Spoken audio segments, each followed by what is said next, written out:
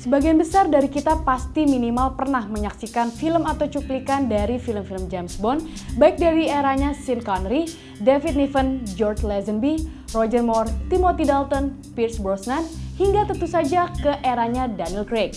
Hampir semua film agen 007 itu sukses menarik perhatian masyarakat. Bukan tanpa alasan, aksi-aksi dalam misi menegangkan dengan gadget dan mobil-mobil keren memang membuat para penggemar selalu bisa terkesima. The name's Bond. James Bond.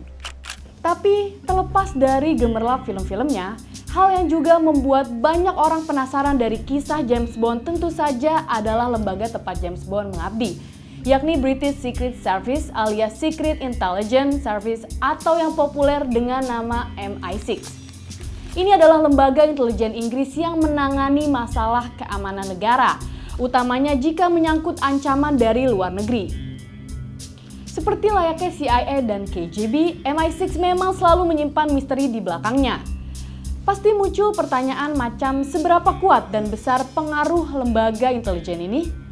Atau benarkah alat-alat canggih yang ada di film James Bond dipakai di dunia nyata juga?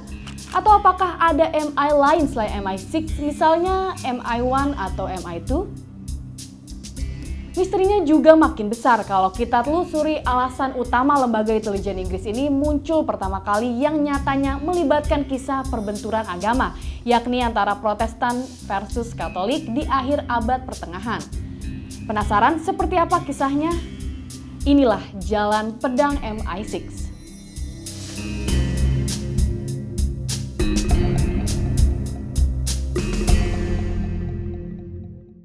Kemunculan lembaga intelijen di Inggris memang bisa ditarik dari era kekuasaan Ratu Elizabeth I, tepatnya di abad ke-16. Kala itu, Sir Francis Walsingham yang menjabat sebagai Secretary of State Kerajaan Inggris merasa perlu untuk mendirikan sebuah badan khusus untuk kerja-kerja intelijen.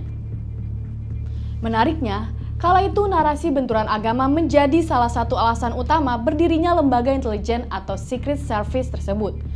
Di bawah Ratu Elizabeth I yang adalah seorang Protestan, Inggris memang ikut larut dalam konflik akibat perpecahan antara agama Katolik dan Protestan di Eropa.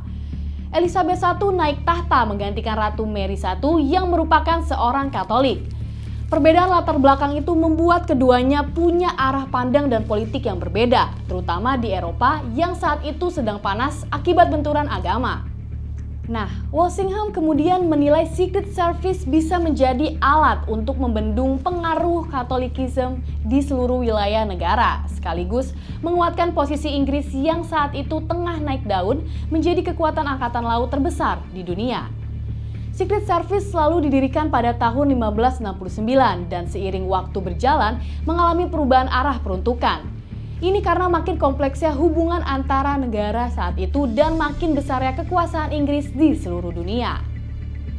Fungsi dan peruntukan kerja lembaga intelijen Inggris kemudian baru mendapatkan narasi yang lebih besar ketika Secret Service Bureau didirikan pada 1 Oktober 1909. Seiring tensi tinggi jelang Perang Dunia I dan perubahan-perubahan besar yang mulai terjadi pada dunia internasional, kerja-kerja intelijen Inggris menjadi hal yang sangat penting, utamanya yang berhubungan dengan aktivitas mata-mata di luar negeri. Selama Perang Dunia I, bagian dari lembaga-lembaga intelijen Inggris ini mengalami spesialisasi berdasarkan section. Misalnya ada MI1, MI2, dan seterusnya. MI itu sendiri merupakan kepanjangan dari Military Intelligence, sedangkan angka di belakangnya merupakan nomor section yang menjelaskan spesialisasi tugas lembaga. Beberapa sumber menyebutkan bahwa MI memiliki hingga 19 section, jadi mulai dari MI1 sampai MI19. Tugasnya bervariasi, misalnya MI2 pernah tercatat sebagai section untuk masalah Rusia dan Skandinavia, atau MI10 pernah tercatat sebagai analis teknis dan persenjataan.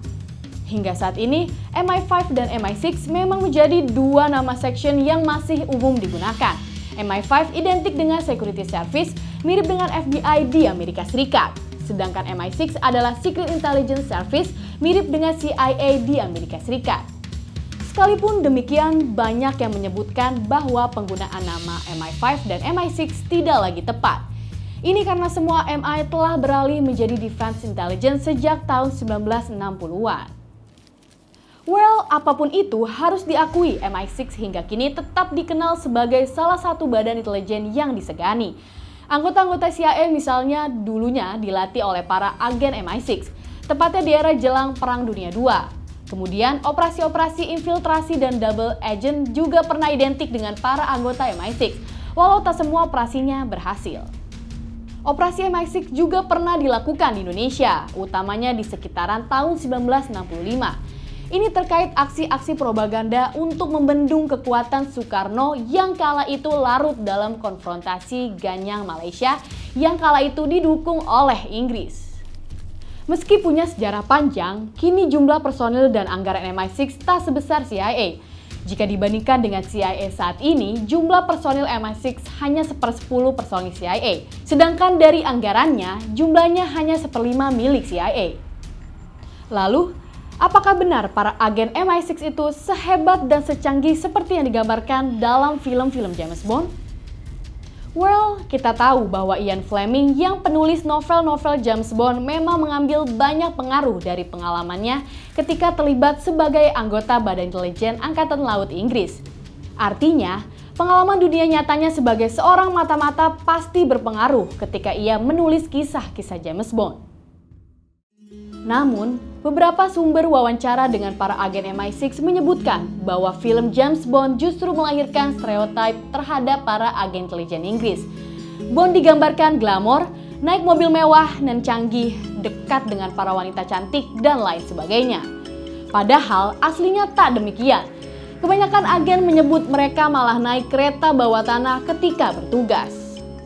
Hal yang mungkin mirip dan bahkan bisa saja lebih dari yang digambarkan dalam film James Bond adalah dari sisi teknologi. Apalagi sudah menjadi rahasia umum bahwa teknologi di bidang militer dan intelijen umumnya kerap lebih jauh maju dibandingkan yang bisa dibayangkan ada saat ini. Walaupun demikian, perkembangan teknologi yang makin maju ini juga akan membuat kerja-kerja dunia intelijen semakin tricky.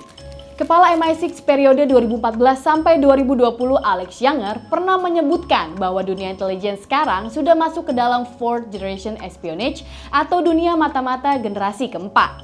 Ini adalah era ketika artificial intelligence atau AI akan menjadi bagian utama dan bisa menentukan hasil kerja-kerja intelijen. Yang jelas harus diakui bahwa kebesaran sebuah negara sangat ditentukan dari kerja-kerja intelijen. Uni Soviet adalah negara yang berdiri sebagai hasil dari operasi intelijen.